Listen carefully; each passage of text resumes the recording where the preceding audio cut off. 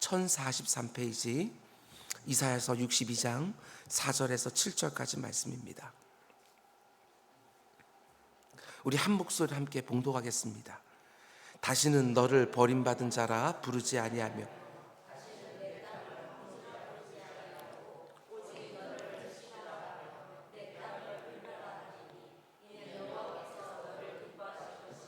네 땅이 결혼한 것처럼 될 것입니다. 마치 청년이 처녀와 결혼함 같이 내 아들들이 너를 취하겠고 신랑이 신부를 기뻐함 같이 내 하나님이 너를 기뻐하시리라. 예루살렘이여, 내가 너의 성벽 위에 파수꾼을 세웠고 그들을 하여금 주야로 계속 잠잠하지 않게 하였느니라. 너희 여호와로 기억하시게 하는 자들아, 너는 쉬지 말며 또 여호와께서 예루살렘을 세워 세상에서 찬송을 받게 하시기까지 그로 쉬지 못하게 하리라. 아멘, 아멘. 잠시 기도하겠습니다. 사랑의 주님, 오늘 이 새벽에도 우리를 이 자리로 인도해 주신 것 진정으로 감사를 드립니다.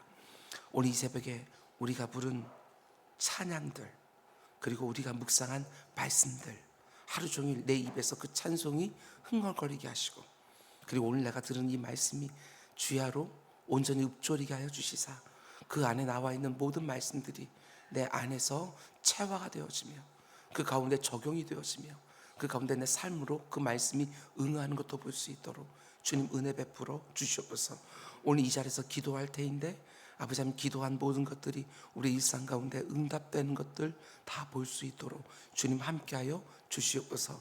오늘 이 새벽에 방학을 맞이하여 엄마와 함께 나온 우리 귀한 어린 친구들이 있습니다. 우리 윤순이와 그리고 우리 가온이 주님께서 은혜를 베풀어 주셔서 오늘 이렇게 엄마와 함께 예배드리는 이 자리가 기억나게 하여 주시고, 그의 인생 가운데 속에 이런 일 저런 일 있을 때마다 하나님 앞에 나와 기도하게 하여 주시고, 그 가운데 속에 기도의 사람으로 점점 자라나는 것들도 볼 수 있도록 주님 은혜 베풀어 주시옵소서. 기도하였더니 하나님이 들으시는구나, 하나님이 응답하시는구나, 이런 간증들이 그들이 성장하면서 곳곳에서 주어질 수 있도록 주님 함께하여 주시옵소서. 오늘 이 새벽에 우리 김강찬 선교사님 사역을 놓고 우리 이강호 장로님, 구장권사님 예물을 드렸습니다. 주님, 이곳에서 기도하며 드린 이 예물이 그곳에서 영혼 살리는데 잘 사용되어질 수 있도록 주님 인도하여 주시고, 그 가운데 속에 하나님 기뻐하신 일들이 이곳과 그곳에서 계속해서 일어나게 하여 주시옵소서. 아버지 하나님, 그리고 이번 주 금요일, 토요일, 주일에서 3일 동안 청소년부 수련회가 있습니다. 하나님 아버지께서 이 모든 것들을 계획하시고 필요한 사람들에게 준비케 하셨으며, 그리고 하나님께서 함께 은혜를 나눌 우리 귀한 친구들을 그 가운데 모아줄 줄 믿사오니 그 가운데 기도했던 것들보다 생각했던 것들보다 더 넘치게 역사하는 것도 보게 하여 주시옵소서. 이 모든 말씀 예수님의 이름으로 기도드렸습니다. 아멘, 아멘. 여러분 잘 오셨습니다. 오늘 어제보다 더 좋은 날인 줄 믿습니다. 아멘. 오늘 이사야서 강의 164번째 시간입니다. 오늘 말씀의 제목은 너희는 부르짖어 나로 하여금 쉬지 못하게 하라, 이런 제목으로 말씀 전하도록 하겠습니다. 우리가 이 말씀이 어디 있는지 잘 몰라서 그렇지 이 말씀 자체는 굉장히 익숙한 그런 말씀이기도 합니다. 너희는 부르짖어서 나로 하여금 쉬지 못하게 하라, 이런 제목으로 하나님의 말씀 함께 듣기를 원합니다.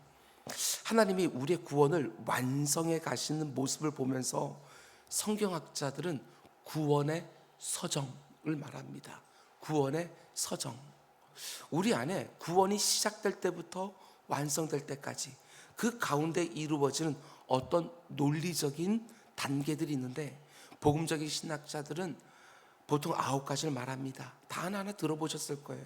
소명, 중생, 회심, 믿음, 칭의, 양자, 성화, 견인, 영화, 이렇게 9가지.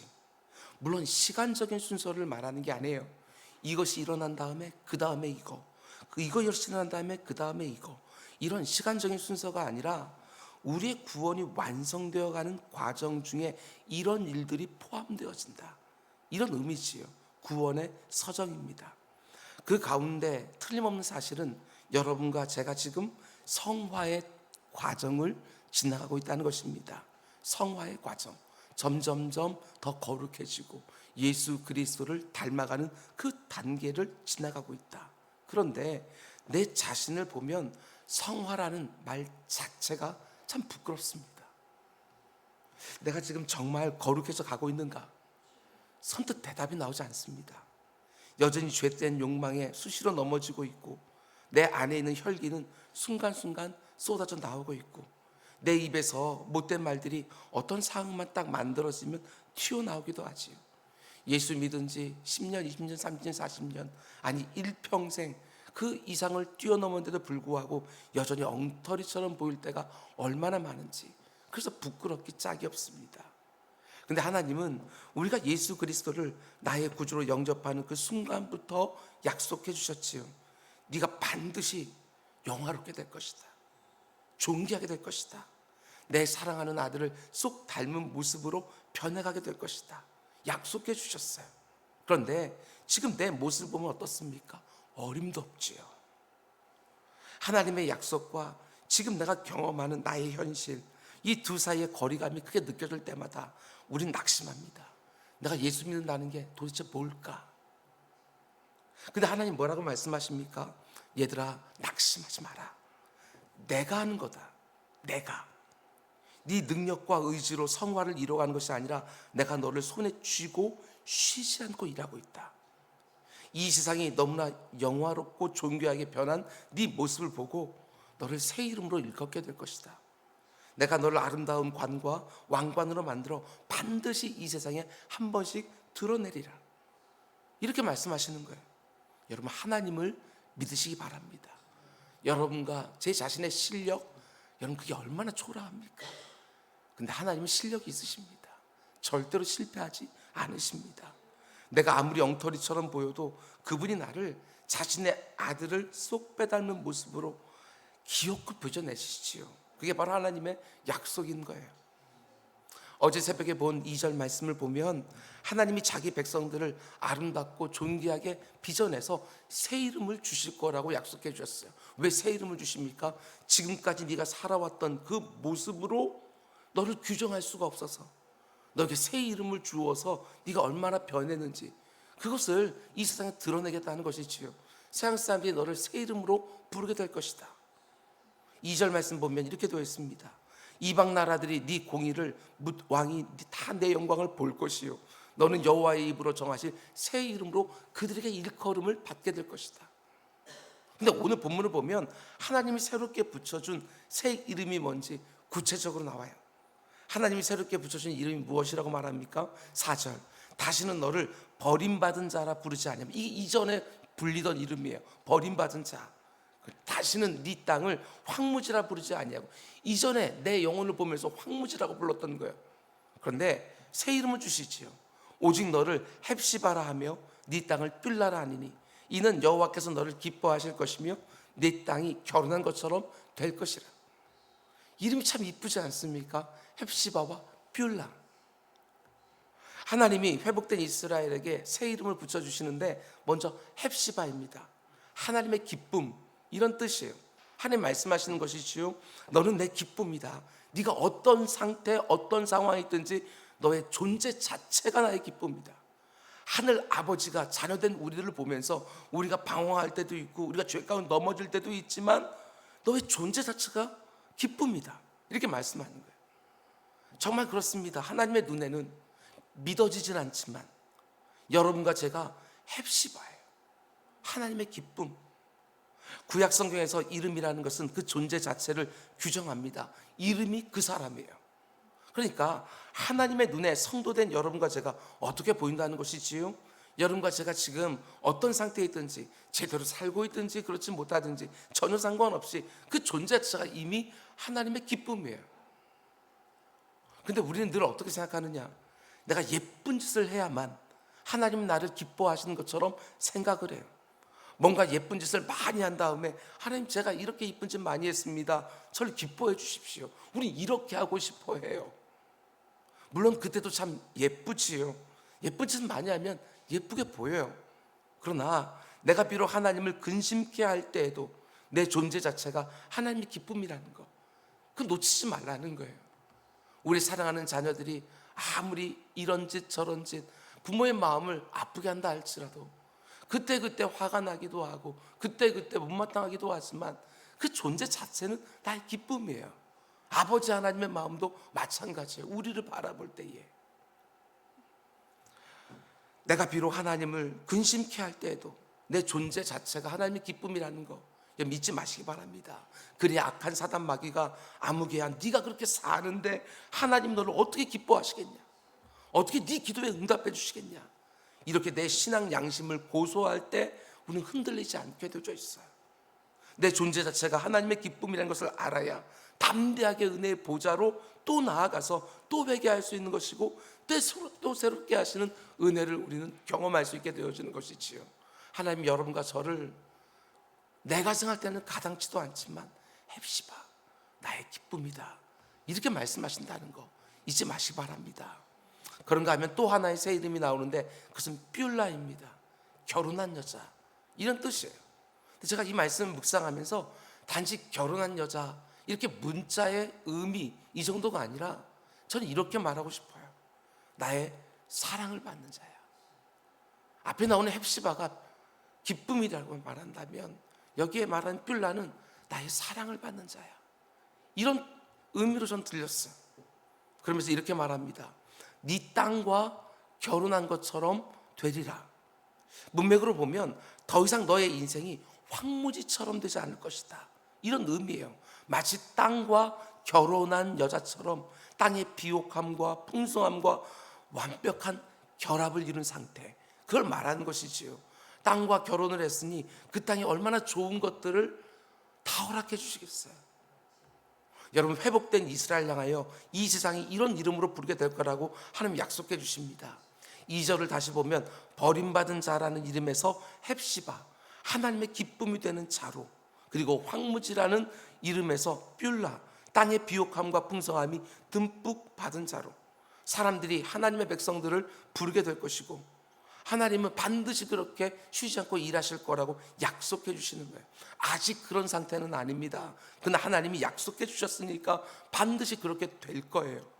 그 약속이 이루어질 때까지 쉬지 않고 일하시는 하나님이시기 때문에 그 약속이 믿어지기만 하면 그 즉시로 우리는 하나님의 기쁨을 받고 있고 내가 하나님의 사랑을 받고 있는 자라고 하는 그 믿음으로 이 세상을 살기 시작하는 것이지요. 이어진 5절은 한 걸음 더 나아가서 또 이렇게 말합니다. 마치 청년이 처녀와 결혼한 같이 내 아들들이 너를 취하겠고 신랑이 신부를 기뻐함 같이 내 하나님이 너를 기뻐하시리라. 젊은 총각과 처녀가 서로 좋아하는데 그 감정은 저절로 자연스럽게 일어나는 것입니다. 막 애를 쓰면서 나 저 사람 반드시 좋아해야 돼 하고 좋아하는 게 아니잖아요. 보기만 하면 좋은 감정이 막 올라와요. 그러면서 계속 생각나고 계속해서 보고 싶은 것이지요. 그걸 누가 시켜서 하는 것이 아닙니다. 저절로 자연스럽게 되는 거예요. 하나님이 자기 백성들을 사랑하고 기뻐하시는데 그게 의무감이 아니라는 것입니다. 내가 너를 이렇게 저렇게 해주겠다고 약속해 주었으니까 어쩔 수 없이 그 약속을 지켜주는 게 아니라는 거예요. 마치 청년이 아름다운 처녀를 사랑하는 것처럼, 마치 신랑이 결혼 드레스를 입고 자기 앞으로 다가오는 그 신부를 기뻐하는 것처럼 하나님이 자기 백성을 보고 그렇게 사랑하시며 그렇게 기뻐하신다. 여러분, 그런데 이런 약속을 받고 있는 이스라엘 백성들의 지금 형편은 어때요? 지금 형편, 지금 이스라엘 백성들의 현실은 바벨론 땅에 끌려와서 포로 생활하고 있어요. 노예 생활하고 있는 거예요. 그것도 자기들의 죄 때문에 나라를 잃고 그 낯선 땅에서 정말 초라하게 살고 있는 백성들인데 하나님이 쉬지 않고 그들을 위해 일하면서 헵시바로 뷸라로 만들어주시며 그렇게 사랑하고 기뻐하신다는 것입니다. 아가서 사랑의 서신이지요. 근데 거기 보게 되어지면 왕인 다윗, 왕인 솔로몬과 그리고 술람미 여인은 햇볕에 다 얼굴이 그을려서 굉장히 초라해 보여요. 건강한 사람이에요. 근데 초라해 보여요. 그런데 그 왕의 눈에는 그렇게 이쁘게 보이는 거예요. 그것이 바로 하나님과 성도된 우리의 관계를 보여주는 것이지요.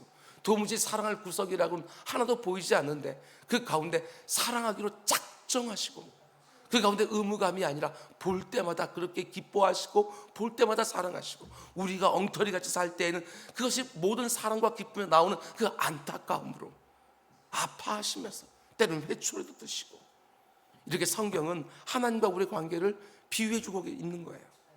이스라엘 백성들이 자기 의지로 자기 수고로 그렇게 사랑스럽게 변해가는 것이 아닙니다. 하나님이 그렇게 만들어주시는 거예요. 잠잠하지 않고 계속해서 말씀들을 주시면서 쉬지 않고 밤낮으로 일하시면서 결국에는 그렇게 만들어주신다. 여러분과 저도 그렇게 만들어질 것입니다. 어떻게 그런 것이 이루어지는지 그건 모르겠지만, 성화의 단계에서 사도 바울 로마서 7장에서 말하는 것처럼 언제나 내 안에 두 마음 가운데 갈등하고 그 가운데 언제나 내 육체의 소욕이 더 앞서가는 것들이 우리들의 실상이지만, 우리가 저 나라에 쑥 들어갈 때에 우리는 영화롭게 변해 있는 모습을 보게 될 것입니다.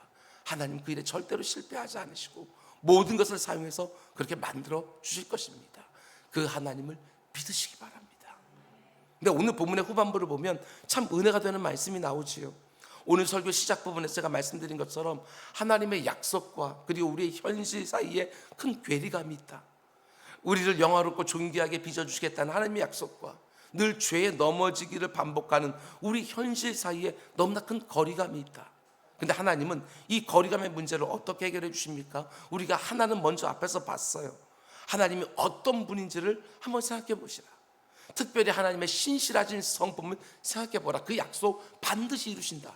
이렇게 말씀하시는 것이고, 근데 이게 전부가 아닙니다. 하나님은 우리의 믿음 없음을 아시고 이중적인 안전장치를 만들어 놓으신 거예요. 이중적인 안전장치. 그게 무엇입니까? 먼저 6절을 보면 예루살렘이여 내가 너희 성벽 위에 파수꾼을 세우고 그들로 하여금 주야로 계속 잠잠하지 않게 하였느니라. 너희 여호와로 기억하시게 하는 자들아 너희는 쉬지 말며. 그럼 일반적으로 파수꾼은 뭐 하는 사람들이지요? 적들이 공격해 오는지 늘 깨어서 성 밖을 지켜보는 사람인데, 이 파수꾼은 좀 달라요. 이 파수꾼은 밤낮으로 잠잠하지 않고 뭘 하느냐? 너희 여호와로 기억하시게 하는 자들아. 여호와로 기억하게 하시도록 하는 일을 맡은 파수꾼이에요. 하나님이 파수꾼을 세워주시는데 이들이 하는 일은 하나님처럼 쉬지 않고 밤낮으로 잠잠하지 않으면서 하나님으로 하여금 기억나게 하시는 사람들. 그런데 뭘 기억나게 합니까? 7절을 보면 또 여호와께서 예루살렘을 세워 세상에서 찬송을 받게 하시기까지 그로 쉬지 못하시게 하라. 영화롭게 자기 백성들을 빚어가실 때까지 쉬지 않고 하나님으로 하여금 그분의 약속을 기억나게 하는 사람들, 이게 파수꾼이에요. 그러니까 하나님이 세우신 이 파수꾼이 하는 가장 중요한 일은 쉬지 않고 잠잠하지 않으면서 하나님 약속하신 것을 성취하실 그때까지 하나님으로 하여금 쉬지 못하시도록 끊임없이 상기시켜드리고 기억하게 하시는 일을 맡은 사람들이에요. 하나님, 여러분과 제가 하나님의 약속과 우리의 현실 사이의 거리감 때문에 낙심하고 좌절하고 고통하는 것을 아시고 이중적인 안전장치를 만들어 놓으셨는데, 하나는 하나님의 신실하신 성품을 묵상해 보라 이렇게 말씀하시는 것이고, 또 하나는 파수꾼들을 세워서 하나님이 자신이 하신 약속을 절대로 잊지 못하시도록 거듭거듭 부르짖게 하는 거예요. 하나님, 도대체 언제쯤 그 약속이 이루어집니까? 하나님, 언제까지 우리가 기다려야 됩니까? 하고 밤낮으로 부르짖게 하는 파수꾼들을 누가? 하나님이 세워놓으셨어요. 여러분, 그런데 하나님으로 하여금 자신의 약속을 잊지 않으시도록 계속해서 부르짖는 파수꾼의 행위, 그게 무엇이지요? 그게 뭐예요? 그게 바로 기도예요. 기도는 하나님으로 하여금 자신의 약속을 기억하게 하는, 파수꾼인 여러분과 저에게 주어진 가장 중요한 사명이에요. 하나님 약속해 주지 않으셨습니까? 하나님이 이렇게 저렇게 말씀해 주지 않으셨습니까? 하나님이 지금도 일하고 계신다고 말씀해 주셨고 잠잠하지 않으신다고 말씀해 주지 않으셨습니까? 하나님의 손에 들려있는 왕관처럼 우리를 영화롭고 존귀하게 만들어 주신다고 분명히 약속해 주지 않으셨습니까? 이렇게 부르짖도록 하나님 파수꾼들을 이 땅에 세워놓으신 거예요. 그리고 그 파수꾼들이 하는 주된 일들은 하나님으로 하여금 자신의 약속을 기억나게 하시고 그 약속을 쉬지 않고 이루어지게 해달라고 하나님께 간청하고 간구하는 일이죠. 그게 바로 기도라는 거예요. 물론 하나님이 자신의 약속을 잊으실 리가 없지요. 우리가 기도하지 않는다고 해서 하나님 자신의 약속을 안 이루어 주시는 것도 절대로 아니에요. 그럼에도 불구하고 파수꾼들을 세워요. 그들로 하여금 밤낮으로 기도하게 하셔요. 왜 이렇게 하시느냐? 그런 기도의 과정을 통해서 하나님이 자신의 약속을 스스로 기억하시는 것이 아니라 그 파수꾼들이 밤낮 부르짖는 그 기도를 통해서 우리가 기억나게 하는 거예요. 우리가 하나님의 약속을 잊지 않고 늘 상기하게 하는 거예요. 그럼에도 불구하고 마치 하나님이 잊어버릴 수 있는 것처럼 말씀하시면서 우리로 하여금 기도 자리에 계속 나오게 하시는 거예요. 야, 하나님 잊어버릴 수 있다. 나도 잊어버릴 수 있다. 그러니까 너희들이 나한테 와서 계속해서 이 기도를 간구해야 내가 안 잊어버려. 하나님 잊어버릴 리가 없는데. 그러면서 우리를 기도를 촉구하시는 거예요. 마치 하나님이 잠들어 있을 수 있는 것처럼 말씀하시면서 힘을 다해서 너희들이 나 깨워야 된다. 기도로 깨워야 된다. 더욱 부르짖게 하시는 거예요. 그러면서 기도하는 자들로 하여금 하나님의 약속을 더욱 붙들고 그분께 매달리게 하는 것이지요. 우리의 하나님 앞에 부르짖는 그 간구, 그 사모함, 그것들이 우리가 사라지지 않도록 하나님이 약속으로 주셨음에도 불구하고 그 약속을 잊어버리지 않도록 마치 하나님이 잊어버릴 수 있는 것처럼 얘들아 나 잊어버릴 수 있으니까 내게 부르짖어서 나를 상기하게 해라. 나를 기억하게 하라. 이렇게 말씀하시는 거예요. 노아의 홍수가 다 있은 다음에 하나님은 다시는 내가 이 땅을 홍수로 심판하지 않으리라 하고 언약의 징표로 뭘 보여줘요? 무지개를 보여줘요. 내가 저 무지개를 볼 때마다 내가 다시는 이 땅을 홍수로 심판하지 않겠다고 내가 기억하겠다 이렇게 말씀하지만 그 무지개 하나님이 보시면서 홍수 심판이 다시 나지 말아야지 이렇게 자기 상기하는 게 아니잖아요. 우리로 하여금 그 무지개를 바라보면서 하나님이 다시는 이렇게 심판하지 않는다고 하는 것을 우리에게 말씀해 주셨다. 하나님 우리로 하여금 기억하게끔 다시는 그런 일 하지 않도록. 하나님 얼마나 좋으신 분인지 모르겠어요. 우리 연약함을 아시고 그렇게 하셔요. 우리가 구원받을 때도 어떻게 합니까? 너희가 나를 믿었기 때문에 너희가 구원받은 것이다 이렇게 말하지만 사실 우리가 믿은 겁니까? 아니잖아요. 믿을 수 있게 해주시는 거예요. 믿음을 우리에게 주시는 거예요. 그 믿음도 은혜로 주신 거거든요. 우리에게 주셔놓고 마치 우리가 믿은 것처럼. 이 세상을 살아가면서 구원받을 때가만이 아니라 이 세상을 살아가면서 이렇게 흔들고 저렇게 흔들 때도 있지만 우리가 기도했기 때문에 그 가운데 속에 우리가 딱 서 있는 겁니까? 그렇지 않아요. 우리는 언제라도 넘어질 수 있는 하나님이 꽉 붙잡고 있어서 우리가 안 넘어지는 것이지요. 근데 마치 내가 기도했기 때문에 내가 그 믿음 가운데 서 있는 것처럼 그러면서 기도의 자로 더 나와 그 가운데 하나님을 더 누리게 하시는 그분의 방식. 저는 이게 얼마나 놀라운지 모르겠어요. 이게 진짜 기독교예요. 이 세상이 말하는 것처럼 우리가 뭔가 기여를 해야 그 가운데 속에 내가 성화를 이뤄가는 거 절대로 저는 그런 거 안 믿어요. 우리 같은 엉터리가 무슨 기여를 해요. 오롯이 그분이 하시는 일이지. 여러분 기도의 파수꾼들이 점점 사라져 갑니다. 기도의 무릎도 너무너무 약해져 가지요. 기도하는 사람도 참 많이 줄어들고 있고 그 간절함도 약해지고 있고 기도 오는 사람들이 비워져 가고 그리고 교회마다 새벽 예배가 없어지는 교회도 얼마도 많은지. 기도를 가리켜 우리 믿음의 선배들은 은혜의 방편이라고 불렀습니다. 방편이 무엇입니까? 하나님의 은혜를 받는 도구, 통로, 방식. 하나님 허락해 주시는 거예요. 그리고 하나님은 어떻게 하시느냐? 우리가 하나님께 드린 기도에 응답하시는 방법으로 이 세상 역사와 개인의 인생을 이끌어 가시지요. 예수님이 십자가 위에서 자신의 몸을 찢어서 하나님 앞에 우리 같은 죄인들이 들어가게 하셨습니다. 그래서 이제는 담대하게 은혜의 보좌로 나아가 그분의 은혜를 구할 수 있게 된 거예요. 예쁜 짓을 많이 해야 기도할 수 있는 자격이 생기는 것이 절대로 아닙니다. 나의 존재 자체가 이미 아버지의 기쁨인 헵시바와 뷸라인 줄을 알고 하나님이 내게 주신 약속을 성취해달라고 약속을 잊어버리지 않게 일해달라고 밤낮으로 쉬지 않고 기도하는 파수꾼들이 계속해서 나와야 하나님이 일하시는 것을 우리가 보게 되는 것이지요.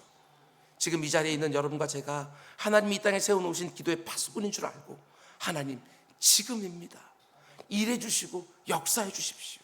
말씀하신 대로 이루어 주십시오 하고 간절히 기도하는 또 한 번의 새벽이 되기를 주님의 이름으로 축원드립니다. 우리 기도하겠습니다. 사랑해 주님 감사합니다.